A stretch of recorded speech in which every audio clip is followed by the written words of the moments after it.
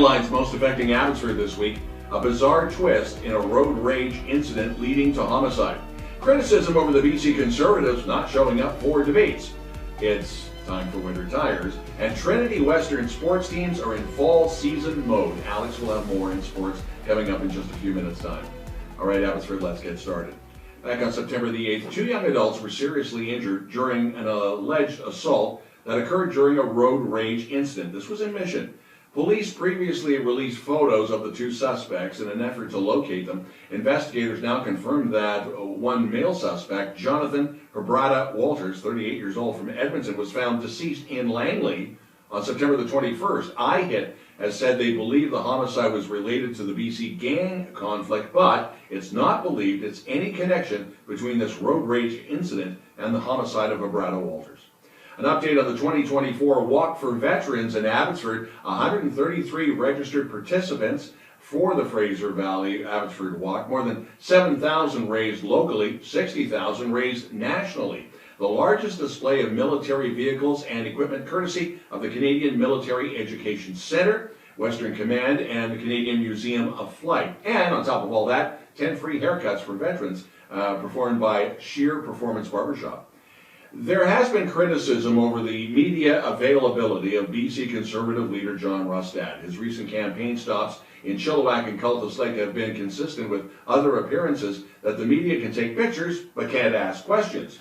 Premier David Eby has made his fair share of recent stops in both Langley and Chilliwack, and unlike Rustad, Eby has been receptive to the media being present and asking questions. Many critics have stated that the NDP are trying to key on retaining or at least winning the ridings in the Fraser Valley, but as well the Okanagan. The October 9th provincial debate will be one of the few occasions that BC voters will see the leaders of the New Democrats, the Conservatives, and the Greens face each other during the campaign. Now, the Conservatives have backed out of most, if not all, debates that have been hosted by various chambers of commerce.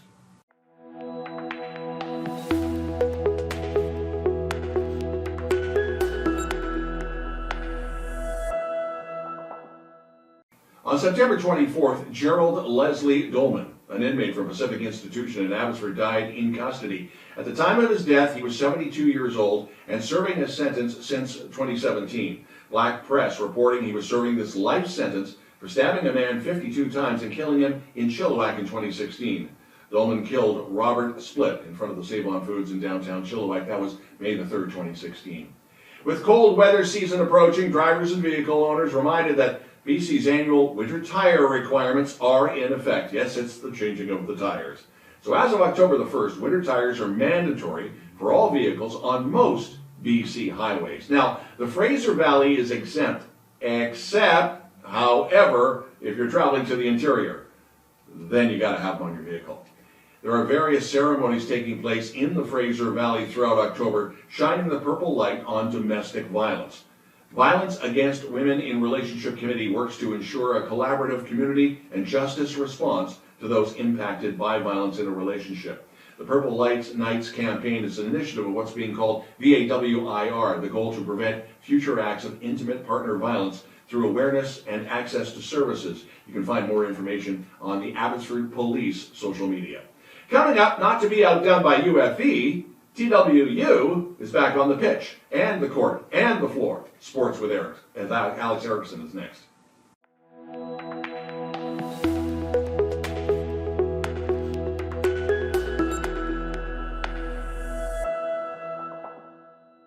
Hello Abbotsford, I'm back and I missed you very much. Here is your sports update.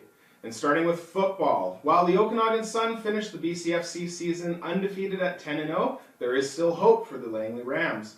Last weekend, the Rams had the bye and host the West Shore Saturday, October 5th at McLeod Stadium. The Rams are 6-3 and in second place in the BCFC. This will be First Responders Night, where a portion of the proceeds from this game will go to the BC Burn Fund. Over to soccer, Kiana Langston scored early in the second half to ease a Mount Royal Cougars lead, and despite a couple of late chances to win it, the UFE women's Cascade soccer team came away with single point as it ended 1-1 on Sunday in Calgary. Cascade's record moves from 2-5-1 with the result, while the Cougars go to 2-5-2 on the year. The Cascades now return home to face the Thompson Rivers Wolfpack on October 4th and the UBC Okanagan Heat on October 6th. Game times are set for 6 p.m. and 12 p.m. respectively, and the game can be streamed live on CanadaWest.tv. A strong match by the Trinity Western women's soccer team. The Spartans went for naught as the number 6 Spartans fell 1-0 to the Victoria Vikes on Sunday afternoon in Victoria. The loss drops the Spartans to 4-2-2, while the win lifts the Vikes to 5-1-3. The Spartans now head home for games against the UBC Okanagan Heat and the Thompson Rivers Wolfpack on Friday, October 4th and Saturday, October 5th. Match times are scheduled for 5 p.m. Pacific Time and can be seen live on CanadaWest.tv. In volleyball, Trinity Western women's volleyball team lost to the host Thompson Rivers in the final of the Wolfpack Invitational, falling 3-2 last Sunday afternoon at the Tournament Capital Center. TWU finished the Wolfpack Invitational with a 2-1 record, including a 3-set win over UBC, a 5-set win over UFE. TWU will return home to play in the West Coast Classic, with the Spartans hosting UBC October 5th at 8 p.m. at Langley Event Center before taking on Calgary October 6th at 9 a.m. Finally, basketball. The TWU men's basketball team will be at St. George's School in Vancouver for a tournament, taking on the Seattle Mountaineers. I'm Alex, and that is your abbyTV Sports Update. Coming up, Cari with the weather.